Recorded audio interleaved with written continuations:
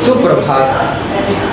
मैं कुमार हिमांशु आप सभी दर्शकों को अपने इस YouTube चैनल स्टडी टीट के तरफ से हार्दिक स्वागत करता हूँ।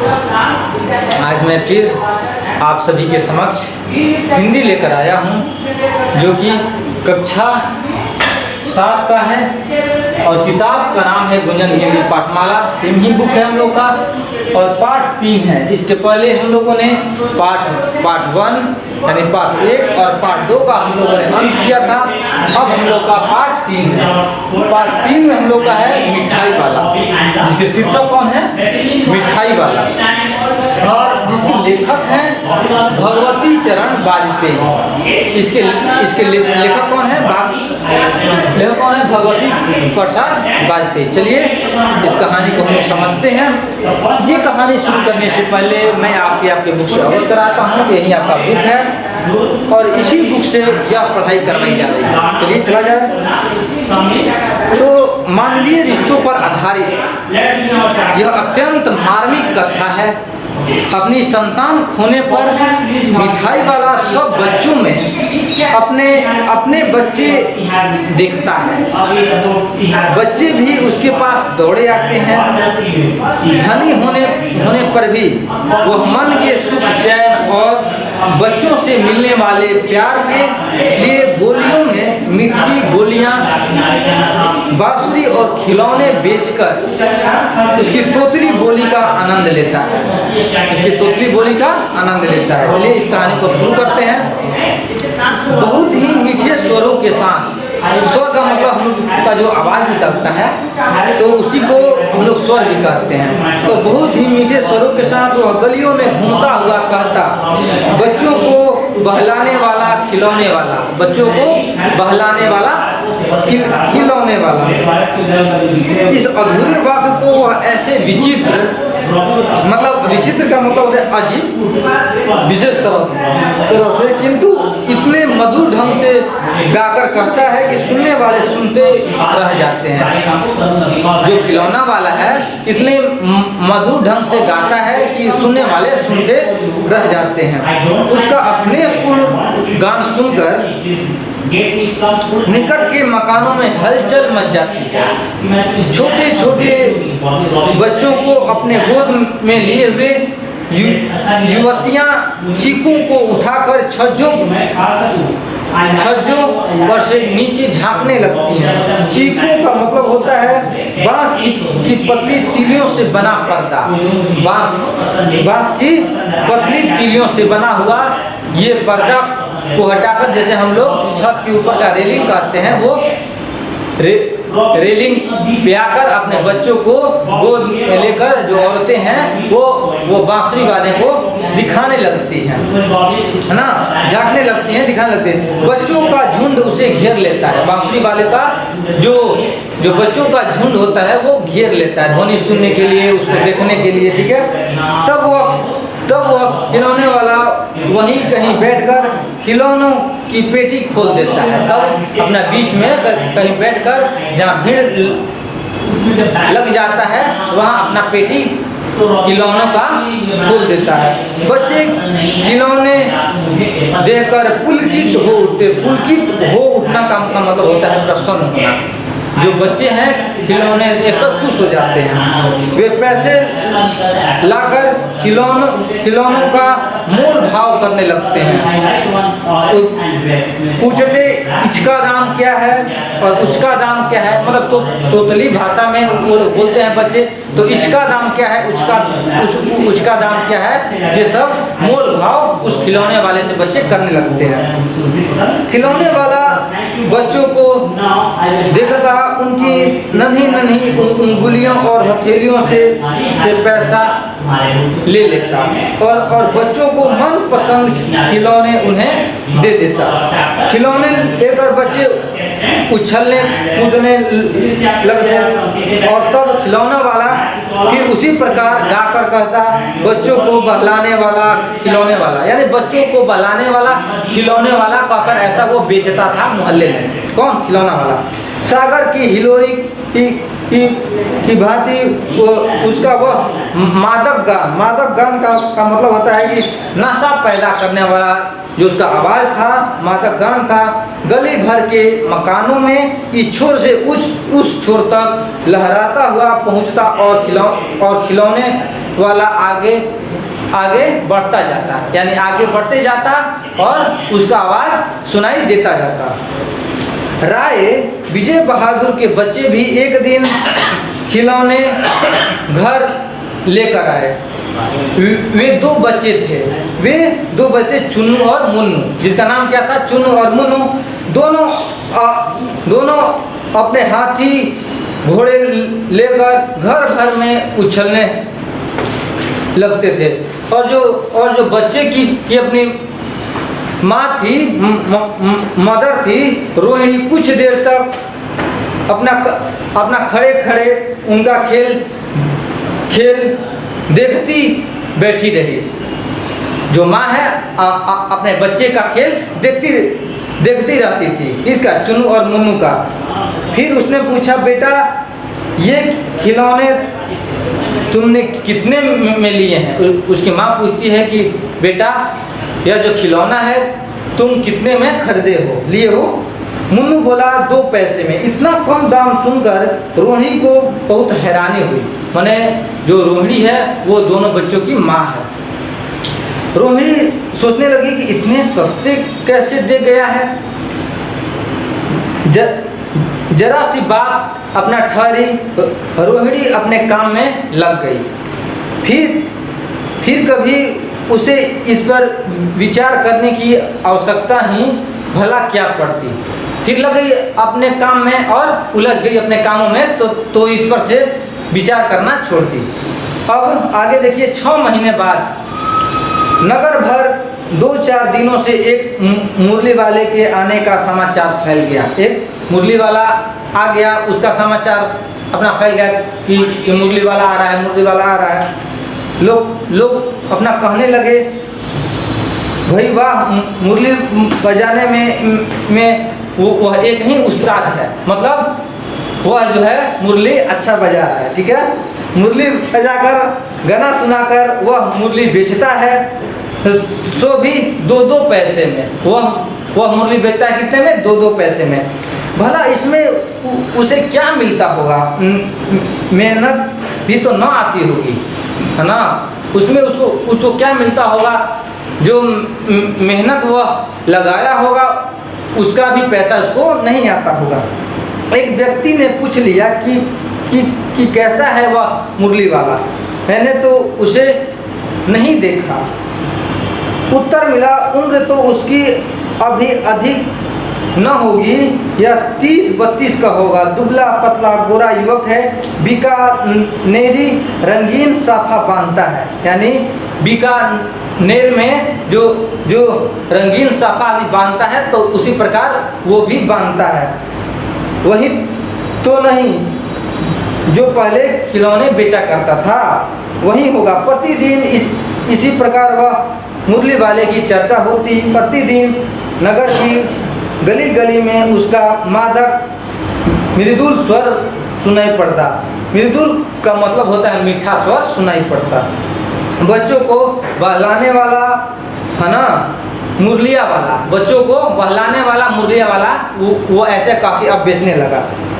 रोहिणी ने भी मुरले वाले का वह स्वर सुना, यानी आवाज़ सुनी, और तुरंत ही उसे खिलौने वाले का स्मरण हो आया, यानी याद आया कि ये तो खिलौना बेचने वाला है, खिलौना बेचता था। उसने मन ही मन कहा, खिलौने वाला भी इसी तरह गा गा कर खिलौना बेचा करता था। रोहिणी उठकर अपने पति विजय बाबू के पास गई, बोली, जरा उस मुरली वाले को बुलाओ तो चुन्नू मुन्नू के लिए मुरली ले आओ। क्या जाने या फिर इधर आए न आए। विजय बाबू समाचार पत्र यानी न्यूज़पेपर पढ़ रहे थे। वे दरवाजे पर आकर मुरली वाले से बोले, क्यों भाई, किस तरह देते हो मुरली? मतलब जो मुरली देते हो वह किस तरह देते हो, उसका पैसा कितना लेते हो, इसका रेंज कितना है ना? वो पूछते हैं कि किसी की टोपी गली में गिर पड़ी, किसी का जूता पार्क में छूट गया और किसी की सूथनी, इसी तरह दौड़ते हाँफते हुए बच्चों का झुंड आ पहुंचा। सूथनी का मतलब होता है सलवार या पाजामे, है ना? हमें दो ये सब एक साथ बोल उठे, मतलब बहुत लोग उसको खरीदने के लिए आ गए। मुरली वाला हर्ष से गदगद हो उठा, मतलब हर्ष का मतलब खुशी से वो गदगद हो उठा, बोला हाँ हाँ सबको देंगे। हाँ बाबूजी, क्या पूछा था आपने, कितने में दी? तो दी तो वैसे तीन ये पैसे के हिसाब से है, पर आपको 2 पैसे में ही दे दूंगा, है ना? तो उस आदमी को मुरली वाला उत्तर देता है कि ऐसे तो हम बेचते हैं 3 पैसों में, लेकिन आपको हम 2 पैसे में दे देंगे। विजय बाबू मुस्कुरा कर बोले, तुम लोगों की झूठ बोलने की आदत होती है, देते होगे सभी को 2 पैसों में, ये पर एहसान का बोझ मेरे ऊपर लाद रहे हो कि हम आपको दे रहे हैं 2 पैसा में, ऐसे बेचते हैं 3 पैसे में, ठीक है? तो मुरली वाला अचक चाकर बोला। अचक चाकर का मतलब होता है कि हैरानी से, है ना, माने अचानक, है ना? बोला कि बाबूजी इसका असली दाम 3 ही पैसे हैं, आप कहीं से भी 2 पैसे में ये मुरलिया नहीं ला पा सकते, है ना?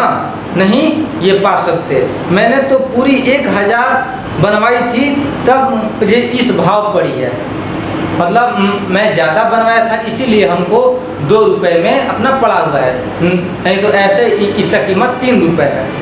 विजय बाबू बोले अच्छा मेरे पास ज़्यादा वक्त नहीं है, जल्दी से 2 मुरलियाँ निकाल दो। 2 मुरलियाँ लेकर विजय बाबू फिर मकान के भीतर पहुंच गए। मुरली वाला देर तक उन बच्चों के झुंड में मुरलियाँ बेचता रहा। उसके पास कई रंग की मुरलियाँ थी। बच्चे जो रंग ये पसंद करते, मुरली वाला उस रंग की मुरली निकाल देता। यह बड़ी अच्छी मुरली है, तुम यहीं ले लो बाबू, ठीक है? राजा बाबू तुम्हारे लायक तो बस यह है। हाँ भैया, तुमको वहीं देंगे, यह लो, तुमको वैसी ना चाहिए, ऐसी चाहिए, यह नारंगी रंग की। अच्छा यही लोग, ये पैसे नहीं है। अच्छा अम्मा से पैसे लेकर आओ, अम्मा से पैसे ले आओ, मैं अभी बैठा हूँ। ऐसा बात कौन कहता है? मुरली वाला कहता है।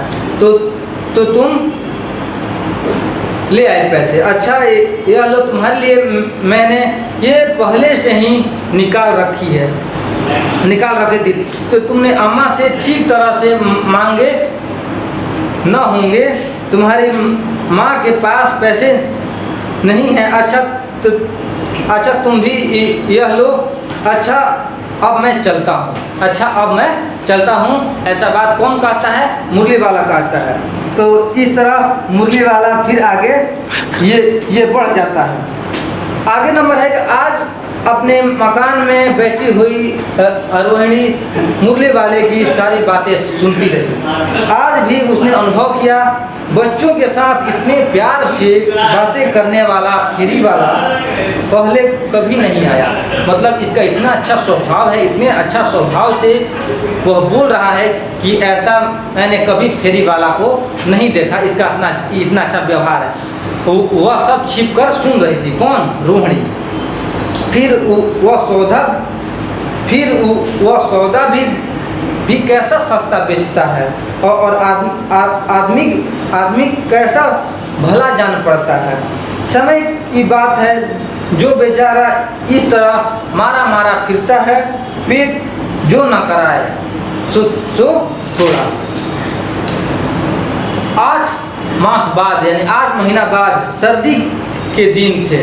रोहिणी स्नान करके अपने मकान की छत पर बाल सुखा रही थी, ना बाल जो है सुखा रही थी। उसी समय नीचे की गली में सुनाई पड़ा बच्चों को बहलाने वाला मिठाई वाला। अब वही व्यक्ति इसके पहले खिलौना बेचता था, सबसे पहले खिलौना बेचता था, फिर मुरली बेचने लगा, अब वह मिठाई बेचने लगा। अब क्या बोलने लगा? बच्चों को बहलाने वाला मिठाई वाला। मिठाई वाले का यह जो स्वर था परिचित था। झट से रोहिणी नीचे उतर आई और वृद्धा दादी से बोली, यानी बूढ़ी दादी से बोली, जरा उसे बुलाइए ना, बच्चों के लिए मिठाई ले लूं। दादी उठकर बाहर आकर बोली, ए मिठाई वाले इधर आना। मिठाई वाला निकट आ गया, बोला, माँ कितनी मिठाई दूँ? नई तरह की मिठाइयाँ हैं, रंग बिरंगी, कुछ खट्टी, कुछ मीठी और जायकेदार। इन गुड़ों के अतिरिक्त ये खांसी को भी दूर करती हैं, है ना। कितनी दूँ?